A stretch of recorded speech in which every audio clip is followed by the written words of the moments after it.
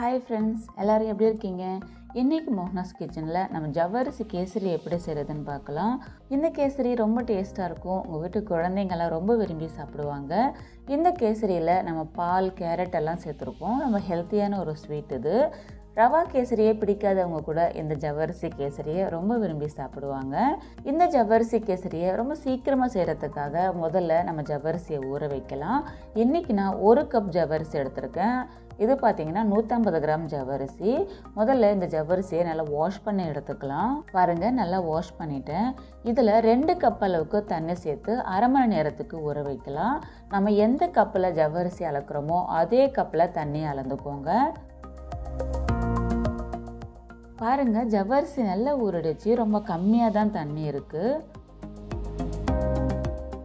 இந்த ஊறின ஜவ்வரிசி எடுத்து நீங்கள் கையில் வச்சுட்டு லைட்டாக அழுத்துனீங்கன்னா நல்லா மசியணும். இந்த மாதிரி நான் இன்றைக்கி மாவு ஜவ்வரிசி எடுத்திருக்கேன். அதனால் அரை மணி நேரம் ஊறினா போதும். ஒருவேளை நீங்கள் நெய்லான் ஜவ்வரிசி எடுத்தீங்கன்னா 3 கப் தண்ணி சேர்த்து 1 மணி நேரத்துக்கு நல்லா ஊற வச்சுக்கோங்க. நெய்லான் ஜவ்வரிசி ஊறுறதுக்கு கொஞ்சம் நேரம் எடுக்கும். ஜவ்வரிசி நல்லா ஊறிடுச்சு. அடுத்து கேசரி செய்கிறதுக்காக அடுப்பில் ஒரு கடாய் வச்சுருக்கேன். இதில் 2 டேபிள் ஸ்பூன் அளவுக்கு நெய் சேர்த்துக்கலாம். நெய் ஆப்ஷனல் தான், வேண்டான்றவங்க எண்ணெயை 2 டேபிள் ஸ்பூன் அளவுக்கு சேர்த்துக்கோங்க. நெய் காஞ்சதும் இதில் 20 கிராம் அளவுக்கு முந்திரி சேர்த்துக்கலாம். முந்திரியை உங்களுடைய விருப்பத்துக்கு ஏற்ற மாதிரி சேர்த்துக்கோங்க. உங்களுக்கு ரொம்ப பிடிக்கும்னா கொஞ்சம் அதிகமாகவே சேர்த்துக்கோங்க. இல்லை உங்களுக்கு பிடிக்காதுன்னா கொஞ்சம் கம்மியாக சேர்த்துக்கோங்க.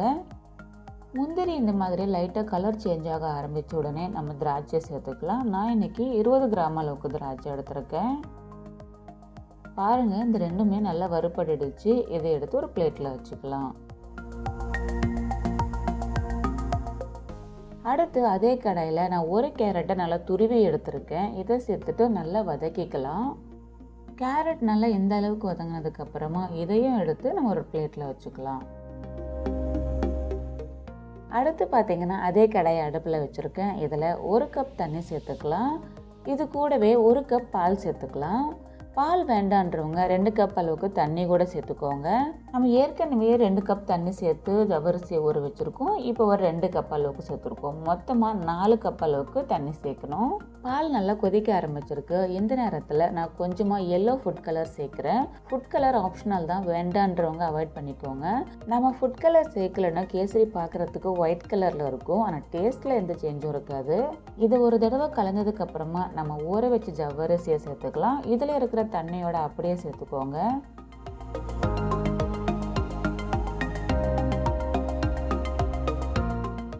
ஜவ்வரிசியை சேர்த்துட்டு 5 நிமிஷத்துக்கு அப்புறமா பாருங்கள், தண்ணி எல்லாமே நல்லா சுண்டுடுச்சு. ஜவ்வரிசியும் நல்லா வெந்துடுச்சு.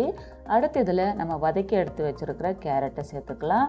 இது கூடவே 1 கப் அளவுக்கு சர்க்கரை சேர்த்துக்கலாம். நம்ம 1 கப் ஜவ்வரிசி எடுத்தோம் இல்லையா, அதனால் 1 கப் சர்க்கரை கரெக்டாக இருக்கும். உங்களுக்கு இனிப்பு பிடிக்காதுன்னா கொஞ்சமாக கம்மி பண்ணிக்கோங்க.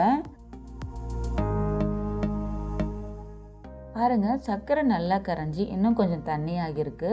அடுப்பை மீடியம் டு லோ ஃப்ளேமில் வச்சுட்டு இந்த தண்ணி எல்லாமே நல்லா சுண்டி வர அளவுக்கு வேக வச்சுக்கலாம். கேசரி நல்லா இந்த பதத்துக்கு வந்ததுக்கு அப்புறமா அடுத்து இதில் நம்ம வறுத்து எடுத்து வச்சுருக்கிற முந்திரி திராட்சையை சேர்த்துக்கலாம். இது கூடவே நான் 3 டேபிள் ஸ்பூன் அளவுக்கு நெய் சேர்க்குறேன். நான் ஏற்கனவே சொன்ன மாதிரி நெய் ஆப்ஷனல் தாங்க, வேண்டான்றவங்க அவாய்ட் பண்ணிக்கோங்க. நம்ம எந்த ஸ்வீட்டை செய்கிறதா இருந்தாலும் நெய் கொஞ்சம் அதிகமாக சேர்த்தோம்னா டேஸ்ட்டு ரொம்ப நல்லாயிருக்கும். நெய் சாப்பிடக்கூடாது அப்படின்றவங்க நீங்கள் எண்ணெயை சேர்த்துக்கோங்க. இல்லை எண்ணெய் கூட நாங்கள் சாப்பிடக்கூடாதுங்க அப்படின்னு நினச்சிங்கன்னா நீங்கள் அதை கூட கம்மி பண்ணிக்கோங்க. பாருங்கள், ஆல்மோஸ்ட் நம்மளுடைய கேசரி ரெடி ஆகிடுச்சு. கடைசியாக இதில் வாசனைக்காக 1/4 டீஸ்பூன் அளவுக்கு ஏலக்காய் தூள் சேர்த்துக்கலாம். பார்க்குறதுக்கு இப்போ கொஞ்சம் தண்ணியாக இருக்கிற மாதிரியே இருக்கும். ஆனால் இது ஆற நல்லா கெட்டிப்படும். அதனால் இந்த பதத்துலேயே நம்ம ஸ்டவ் ஆஃப் பண்ணிடலாம். அவ்வளோதாங்க, ரொம்ப டேஸ்டியான நம்முடைய ஜவ்வரிசி கேசரி ரெடி ஆகிடுச்சு. அடுத்து நம்ம சர்வ் பண்ண வேண்டியது தான். இந்த கேசரியை நான் ஒரு பவுலில் சேர்த்துக்கிறேன். இந்த பவுலில் ஏற்கனவே கொஞ்சமாக நெய் தடவி வச்சுருக்கேன். இந்த ரெசிபியை நீங்கள் வீட்டில் ட்ரை பண்ணி பார்த்துட்டு எப்படி இருந்துச்சு மறக்காமல் கமெண்ட்டில் சொல்லுங்கள்.